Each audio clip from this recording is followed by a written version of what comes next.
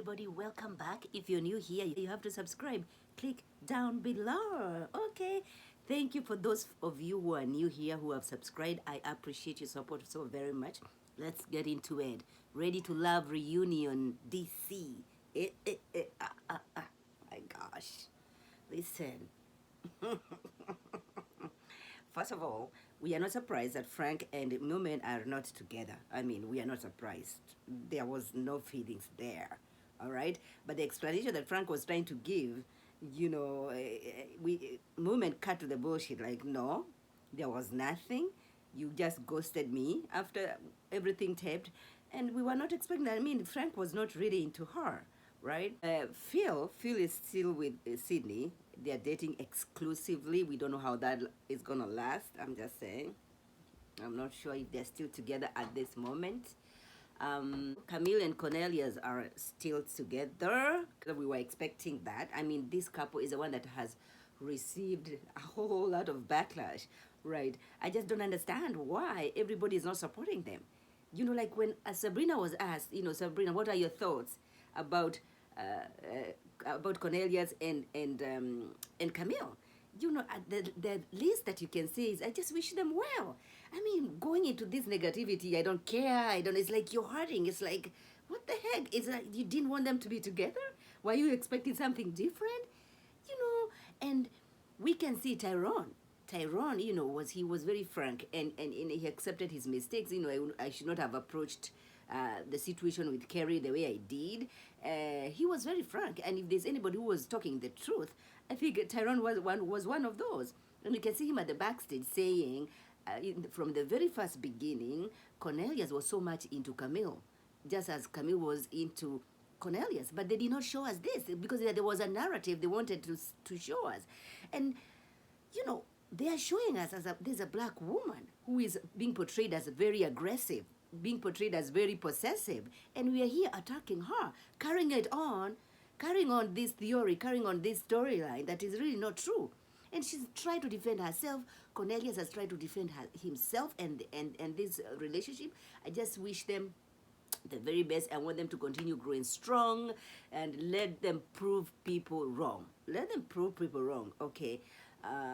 Then there's this video, not a video, but a picture that was circulating on social media of Shiloh. First of all, Shiloh did not show up for the reunion, right? When Shiloh and Phil came to talk to Tommy about the situation, about, the aggressiveness of Phil, she was wearing a black top, sleeveless, just straps, exposing her arms.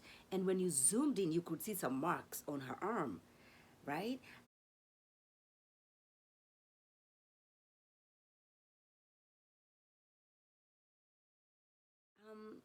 This grabbing, I think it was a little bit more aggressive. Like, it was like too much, right? I don't want a protector who's gonna leave marks on my arms. I just wish she was stronger in her meeting when she met Tommy. I just wish she said, yes, you just did not hurt me emotionally, but look at the marks that I have on my arms. If those are the marks, I don't know. I don't know if those are the marks, right? But anyway, then we see Aisha and Dante. Yeah, Aisha and Dante are also still together. And we can see Aisha here saying that, Camille was not respecting the process. She said, if anybody puts my men in the bottom, I'm going to fuck them up. And they showed that clip. The problem is, the debate is not if and when. The debate shouldn't be, or the argument isn't that Camille did not say those words. She said those words, but in what context, right? Was she talking to the cast, or was she talking to the producers or the editors, right? Because if that's what she said, and they were all seated on the table, nobody reacted to it. Nobody. Like, if you can see them, and if you can go to Camille's page, you can see, the video that she posted showing when that was said. Like, nobody is saying anything. Nobody is reacting. Nobody is making it as a big deal as it is now become. It was not a big deal then. I just don't understand why it is a big deal now, right? If you didn't have a problem with it then, the only person who was, questioning it, the only person who questioned it was Aisha. She did in her, confessions. I don't think there's anybody else who did anything. So anyway, Tessia walks off. Baby girl, she was upset that nobody has mentioned her. She's upset that when Sean was being asked questions about his process and his connections, nobody mentioned about Sean's connection with Tessia, and they had a connection there, right? And I feel like maybe she felt, nobody is acknowledging her presence. Nobody's acknowledging her presence. In the next part two of the reunion, we see Tessia and Corey seated, and Corey is trying to not acknowledge the connection that they had with Tessia, and Tessia is saying, "Hey, Corey, come on, speak up, tell us the truth." I don't know. I don't know why Corey is crying. I don't know why he's saying I keep doing this. I mean, Corey. I don't know. I don't know what's happening. And then, oh my gosh, you guys, did you see Sabrina sent money to Zadia, the money that Zadia contributed for after Sabrina's mom died. Yeah, so I think after Sabrina's mom died, Zadia reached out to her, to Sabrina, did a contribution of $100, and I sent a very good message.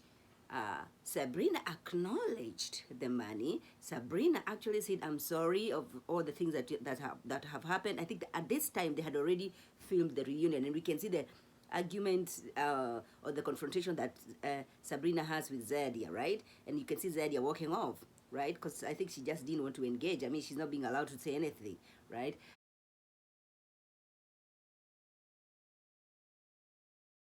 No, it's not a secret. Sabrina posted it on her IG. Zadia posted it on her IG. She wanted us to know that yes, Sabrina didn't have a problem with me privately. Why is she having a problem with me publicly? Okay, Sabrina, I reach out to you when you're going through a tough time. Why is it that you're having a problem? Why are you calling me a mean girl? I am not a mean girl. I think everybody was so offended with the brown squad thing that has been explained and explained and explained. I don't have a problem with it.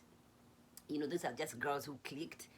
Maybe the only issue people have is that, the colorism, the use of the brown skin. But, hey, Beyonce has produced a song of the same thing. So I don't know. I don't know why they felt that they were not included and we were not given examples. Nobody gave us examples as to when they felt excluded from the group. What is it that these girls said that made you feel like you're not accepted, that you're not welcomed into this group, right? Because if you're not being friends, and some people, you're just not going to be friends with everybody, right? You shouldn't be offended just because there's some relationships that have developed, right? Aisha and Sabrina are very good friends. We can see it on social media, right? They clicked well. They're still good friends. Then it shouldn't be a problem. It's no big deal. It's no big deal. I don't know why we are having it like such a big deal. But Camille and Cornelius, they held it together. They took a lot of heat. They're still taking a lot of heat. We can only wish them the very best. Okay. Let's wait and see what happens in the next episode. We need to know. We want to know, why is Corey crying? All right. Oh, did you see Naeem defending Zadia? I mean, I was like, where was this Naeem all this time? He wasn't talking this much. And then Sydney is saying, oh, we need to check that the guys need to check him. I don't know. I don't know. I don't know. Anyway, let's wait and see what happens at the second part two. I don't know if we needed a part two anyway. Let's see. Let's wait and see what happens. Do not forget to subscribe, like, share, and I will see you in the next part two of the reunion. Bye bye.